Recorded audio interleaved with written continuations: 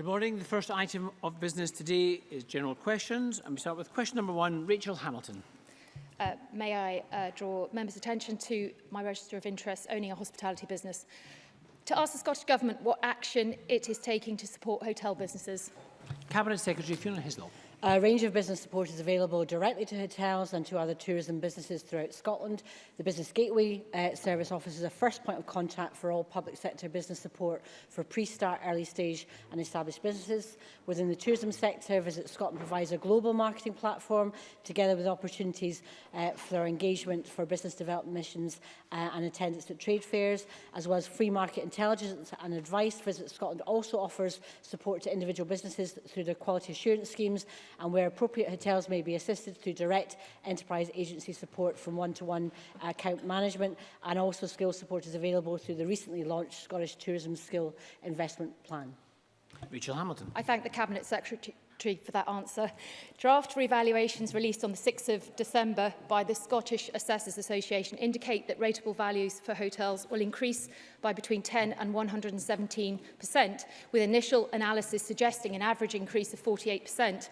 This will have a devastating effect on hotel businesses across Scotland who have to pay eye-watering rates. These are labour-intensive businesses with high fixed overheads. They operate on low margins and have highly price-sensitive customers. Hotels are already competing with Airbnb on unequal terms. They've seen cost pressure from wage increases and auto-enrolment. Is it the intention of the Scottish Government to make Scottish hotel businesses unsustainable and uncompetitive? Cabinet Secretary. Well, the member will be aware that the rates assessment is conducted by independent assessment, and that's very important that it is independent assessment. But of course, the member will also be aware that during the budget, we announced that the current poundage that is currently at 48.4 pence in the pound will be reduced to 46.6 pence in the pound. So in those areas where the Scottish Government does have control, we are making efforts to make sure that we reduce that burden in terms of the poundage. And of course, if the Conservative Party and its members vote against the budget, they will be voting against this reduction from 48.4 pence to 46.6 pence. Jenny Gilruth. Thank you, Presiding Officer. Rachel Hamilton, a hotel owner, has just asked a question about government support for the hotel industry. This is the 24th time since May that the Tories have asked explicitly self-serving parliamentary questions to advance their own business interests. Does the Cabinet Secretary agree that this is a completely inappropriate use of parliamentary time and resources? Sorry, that's not a question for the Cabinet Secretary. Question number 2, Mark Ruskell. She did declare interest. Thank you, Presiding Officer. To ask the Scottish Government what action it is taking to argue the case that Scotland's concerns are taken into account in relation to the Comprehensive Economic Trade Agreement. Cabinet Secretary Keith Brown. The Scottish Government has made clear to the UK Government and to the European Commission that trade agreements must not adversely affect the delivery of public services or lower standards or limit the Government's right to regulate in the public interest. I wrote to the Secretary of State for International Trade last month, re-emphasising that our ability to regulate and our ability to determine how the NHS in Scotland should operate should in no way be compromised by trade agreements. I have not yet received a response. Regulation of international trade is currently, as a member will know, a reserved matter under the Scotland Act 1998, and trade negotiations are led by the European Commission on behalf of the European Union's 28 member states. The Scottish Government and the Scottish Parliament do not therefore have a direct say in or direct influence on negotiations or the ratification of any agreement. Mark Ruskell. Well, can I thank the Cabinet Secretary for that response? And you'll be aware that I've asked over 14 questions now on this topic in recent months. I mean, following the statement that we had to this chamber on Tuesday, perhaps we could get some clarity about CETA and the implications for Scotland. So if Scotland remained a member of both the UK and the European Economic Area, would it be subject to the conditions of CETA in any future trading with Canada? Cabinet Secretary. I think the proposal made by the First Minister in relation to Scotland's place in Europe has a number of questions which we have to seek to get answers to in relation to the interests of other parties. Of course, if it was to be the case that Scotland was to be represented by the UK in international trade agreements rather than the EU as currently, then I've heard it said to me, certainly by very senior people involved in this, that the UK does not have the expertise to properly defend and promote its interests, compared to a country like Canada, which has got huge experience, huge numbers of people involved in negotiating trade agreements over many years. And that represents a clear and present danger to the interests of Scotland. So we will keep our eye on this. And of course, we want to promote the best possible interests for Scotland. The optimum outcome, of course, is where we could represent our own interests internationally and make sure that our interests were served in these discussions. Question number 3, Ben McPherson. To ask the Scottish Government how its budget will affect the people of Edinburgh. Cabinet Secretary Derek Mackay. We've invested in the Royal Hospital for Sick Children, the NHS Lothian Partnership Centre facilities, which are estimated to be operational in June 2017, and a huge investment in the Queensferry Crossing. The NHS in Lothian will see funding of £1.34 billion in the next financial year alone, and 8 new or rebuilt schools in the east of our country will be operational or in construction in 2017-18, benefiting from the £97 million of Scottish Government funding. Schools in the area will benefit directly from their share of almost £7.4 million of the Attainment Scotland Fund, and Edinburgh Council will receive over £750 million through the local government settlement. In addition, over 12,000 businesses in the east of Scotland will save almost £26 million a year through the small business bonus. Presiding Officer, there's just some of the positive policies from the budget. I thank the Cabinet Secretary for that answer and strongly welcome the Scottish Government's strong commitments to invest in our capital city. With population levels rising in Edinburgh, I also welcome the Scottish Government's commitment in the draft budget to invest £470 million of direct capital investment in affordable housing. Can the Cabinet Secretary advise how Edinburgh specifically will benefit from increased investment in social housing? Derek Mackay. Well, I think that all members will welcome the excellent investment in housing. We have a target of 50,000 affordable homes backed by an investment package of some £3 billion. I think will benefit every part of Scotland. 70% of those homes will be for social rent. So having achieved a target of 30,000 homes in the last Parliament, I look forward to this Government delivering a target of 50,000 homes in this Parliament, and that will also include new innovative financial packages to stimulate growth right across the sector, and Edinburgh will absolutely be a main beneficiary of these excellent housing policies. Miles Briggs. Thank you, Presiding Officer. Can I give the opportunity to the Cabinet Secretary to apologise to Edinburgh residents for the budget shambles that we saw last week? The Government had to contact Edinburgh City Council within days of his budget being published to tell it that it had got the numbers wrong. And in fact, allocation to Edinburgh City Council was £9 million less than the published figures. Does the Cabinet Secretary think this is a competent way of running government finance? Cabinet Secretary. I know that Miles Briggs is new to the chamber, but local government finance is incredibly complex, and Miles Briggs might also want to study very closely the evidence I gave to his colleagues in the Labour Party are trying to heckle me, to divert me from the answer, but I know that Miles Briggs is a very diligent member of the chamber will want to know the answer. I would encourage him to look at the evidence I gave to the Local Government Committee around local government finance, and I've covered every question that was asked. Now, he will also be aware that the point of the exercise around the circular is to put out draft figures to engage with local authorities individually and collectively. That is a consultation exercise. That is what we have done, and we've delivered those technical arrangements. Miles Briggs' commentary around Edinburgh City Council is not quite accurate in terms of reductions, because I'm looking at the figures here well, I'll come to the figures, Mr Kelly, which shows for the increase for City of Edinburgh Council is an increase of over £10 million. So I think the citizens of the capital city will look forward to the increased spending power that the council and all local government services have, because when you look at the totality of the figure, it's not just an increase of £10 million. In fact, it's an increase of over £18 million.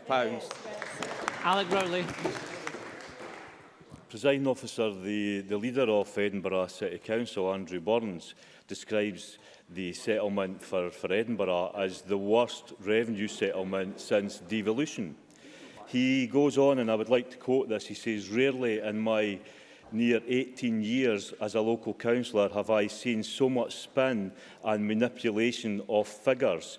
And he points out that in Edinburgh's case, they will receive £37 million less than they did in last year's budget. Right across Scotland, local government leaders, local government finance directors are warning that we will see deep cuts in public services. Are they all wrong?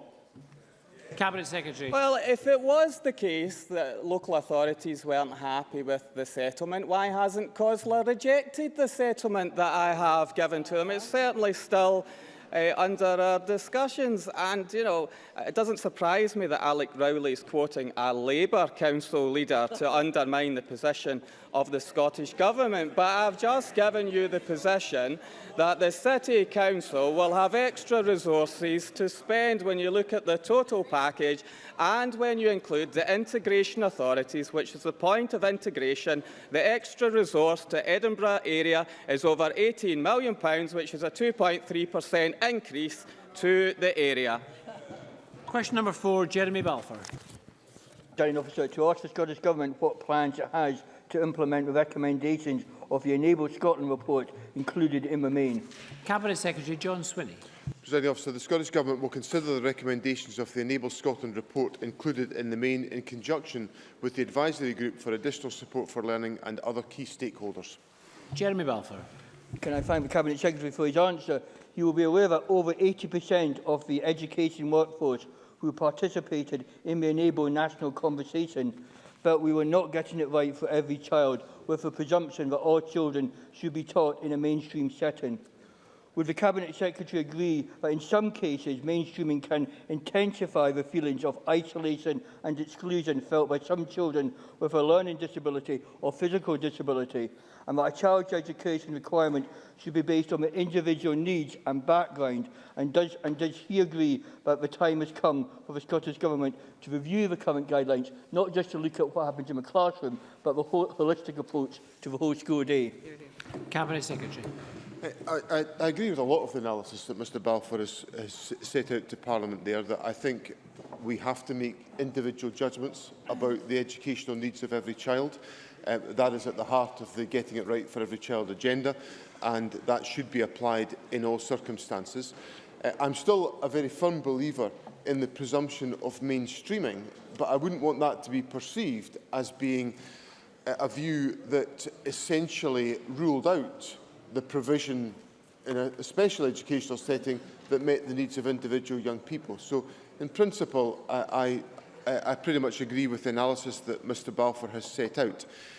In relation to the wider exercise of our responsibilities in respect of additional support for learning, ministers have reviewed on a 5-yearly basis performance in relation to additional support for learning, and I intend to continue to look very closely at these issues, recognising the interest that has been taken in this matter by the Education Committee of Parliament and the wider issues that are raised by the Enable report, and I will continue that dialogue in the period ahead. Question number 5, Alison Harris. Thank you. To ask the Scottish Government what action it is taking to attract more higher-rate taxpayers to Scotland. Sorry, Cabinet Secretary Derek Mackay. Our income tax proposals for 2017-18 and beyond will ensure Scotland continues to be an attractive place to live, work and do business. Tax is only one side of the balance sheet. By not passing on the Tory tax cut, those on higher incomes benefit from the social contract. Free higher education, free personal care, free prescription and other vital public services in Scotland, maintaining Scotland as an attractive place to live and invest. Alison Harris. Thank the Cabinet Secretary. Can the Minister explain why Scotland has seen a decrease of 10,000 higher-rate taxpayers over the last year, please?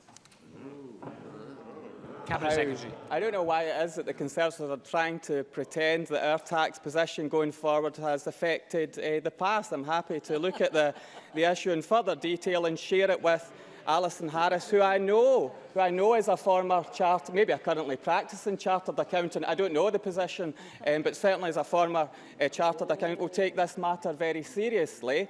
But I would point out that all the predictions that Alison Harris made in the previous debate on taxation have turned out not to be accurate. Question number 6, Ivan McKee. Thank you. To ask the Scottish Government when it last met Glasgow City Council and what issues were discussed. Minister Kevin Stewart.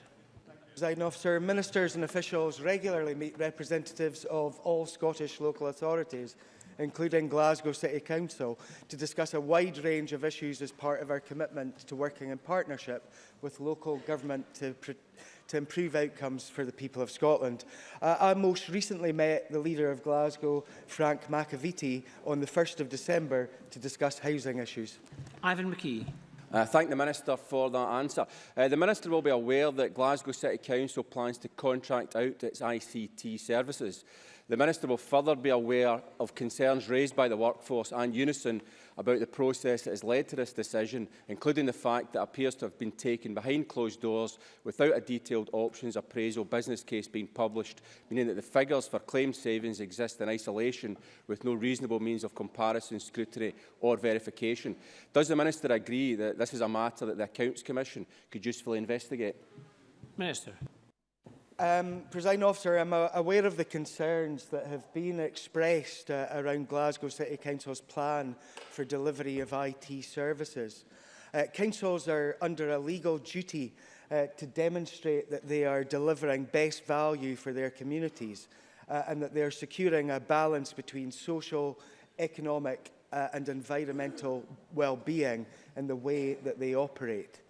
The member is right that auditing all councils' delivery of best value is the responsibility of the Accounts Commission. However, the Commission is independent and so it would be for them to decide whether to look at this particular issue. As Mr McKee will also know, all local authorities are subject to the Freedom of Information legislation and must therefore respond to requests for information about their decisions. They are also legally required to provide public access to their meetings and to their minutes and background papers, unless this would be a breach of confidentiality. Question number 7, Linda Fabiani. To ask the Scottish Government how its disability delivery plan will assist people with learning disabilities and people with autism into employment. Minister Jamie Hepburn.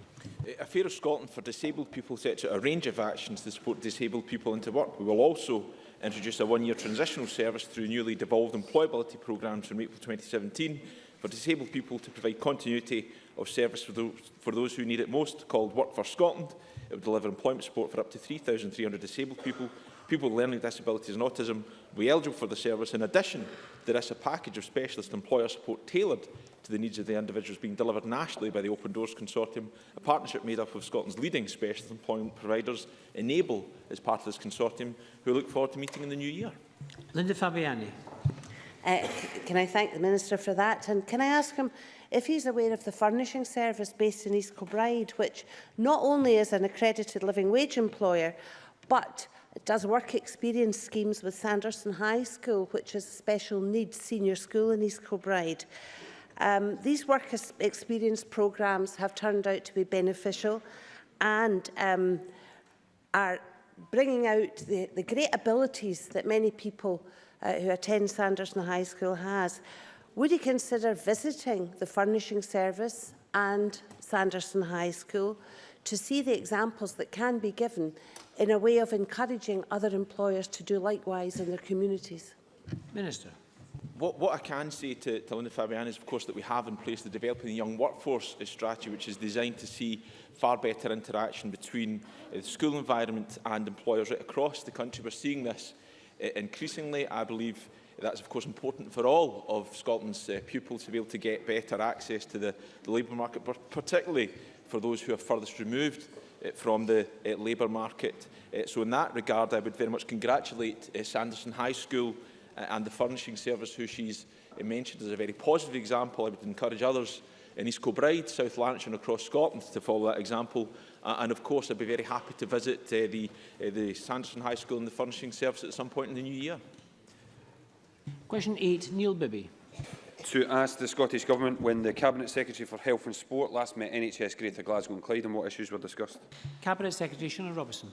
Ministers and Scottish Government officials regularly meet with representatives of all boards to discuss matters of local importance.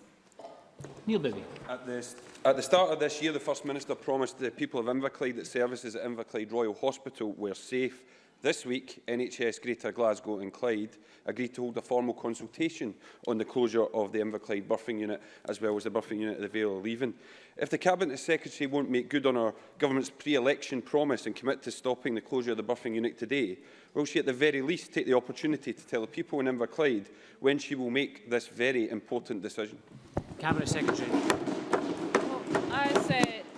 As Neil Bibby has just said, the board at its meeting this week agreed that the proposals for Inverclyde and the Vale were to be major service changes, and of course that means those major service changes will come to me, exactly what the member I think has been arguing for all along, so hopefully he will be satisfied that that is the case. Paul Gray, the Director General for Health and Social Care, has written to the Chair of Greater Glasgow and Clyde today to ensure that the terms of the consultation are consistent with the recommendations of the review of maternity and neonatal services, which, as he knows, will be published in the new year. And he is reiterating to the Chair that it's important that the recommendations of that review are understood before the consultation issues on the Inverclyde Royal Hospital and the Vale of Leven. As I've said before, I'm very happy to keep Neil Bibby and other members updated as these proposals go forward, but I'm sure he will be satisfied that ultimately the decision will be mine.